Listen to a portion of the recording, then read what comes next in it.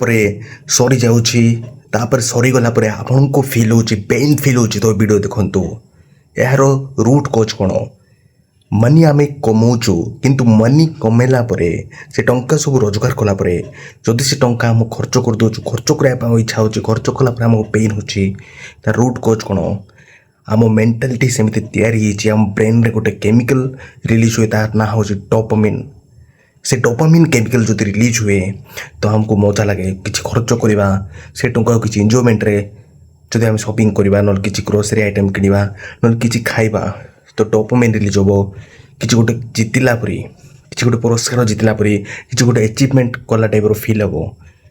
ବାରମ୍ବାର ସେମିତି କଲେ ସେ ଫିଲିଙ୍ଗସର ଏଡ଼ିକ୍ଟେଡ଼ ହେଇଯାଉ। ସେଇ ଫିଲିଙ୍ଗସ୍ ଆମେ କୌଣସି ଜିନିଷ କିଣିଲେ ମିଳେ,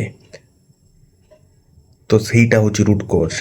ଡୋପାମିନ୍ କେମିକାଲ ରିଲିଜ୍ କିଛି ନୂଆ ଜିନିଷ କଲେ ସେଇଥିପାଇଁ ମାର୍କେଟିଂ କମ୍ପାନୀ ସବୁ ଅଫର୍ କରନ୍ତି, ଫ୍ଲିପକାର୍ଟର ଅଫର୍, ଆମାଜନର ଅଫର୍। ତ ଏଇ ମେଣ୍ଟାଲିଟିକୁ ଭାଙ୍ଗିବା କେମିତି ତାହା ଜାଣିବା ପାଇଁ ସବସ୍କ୍ରାଇବ୍ କରନ୍ତୁ। ନେକ୍ସଟ ଭିଡ଼ିଓରେ କହିବି କେମିତି ଆମେ ଯେତେ ଟଙ୍କା ରୋଜଗାର କଲେ ବି ଆମେ ଆମ ହିସାବରେ ଡିସିଜନ୍ ନେଇକି, କନସିୟସଲି ଡିସିଜନ୍ ନେଇକି ଖର୍ଚ୍ଚ କରିବା, ଆଉ ଏ ଡୋପାମିନ୍ ରିଲିଜ୍କୁ କଣ୍ଟ୍ରୋଲ୍ କରିବା। ଅଧିକ କମେଇଲା ପରେ ଆମେ ସେ ଡୋପାମିନ୍କୁ ଲେଟ୍ରେ ଫିଲ୍ କରିବା, ଲେଟ୍ରେ ଗେନ୍ କରିବା, ତାର ଷ୍ଟ୍ରାଟେଜି ଜାଣିବା ପାଇଁ ସବସ୍କ୍ରାଇବ୍ କରିଦିଅନ୍ତୁ ଏ ଚ୍ୟାନେଲକୁ।